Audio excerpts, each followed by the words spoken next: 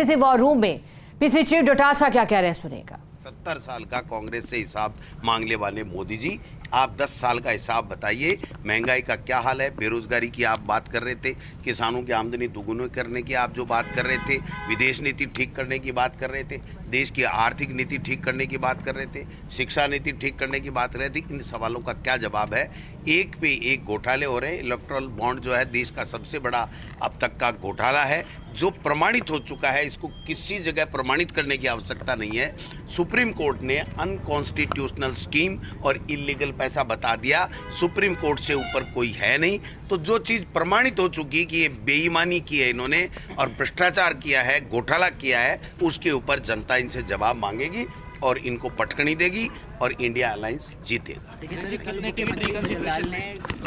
कहा है कि कांग्रेस पार्टी उसको ढूंढती रह जाएगी। किसको? उन्होंने अपने संबोधन में कल कहा है कि चुनाव के बाद कांग्रेस पार्टी गायब हो जाएगी और खुद की कुर्सी का ध्यान रखें वो तो ज्यादा बेहतर है। मतलब है कि बीजेपी का कोई नहीं जीतेगा। अध्यक्ष जी, कितने टिकट रिकंसिडरेशन में है, कुछ ऐसी बात आई?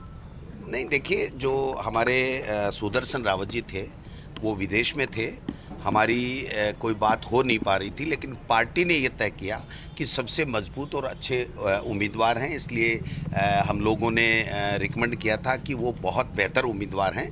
तो बेहतर उम्मीदवार के तौर के ऊपर उनका जो है वो घोषणा हुई, लेकिन उन्होंने लिख कर के मुझे ये कहा है कि मेरी जो वर्तमान परिस्थितियाँ और मेरा जो बिजनेस है परिवार का, उसके लिए मेरा 2 महीने का विदेश का जो कार्यक्रम है, अगर मैं वहाँ नहीं गया तो मेरा पूरा व्यापार चौपट हो जाएगा।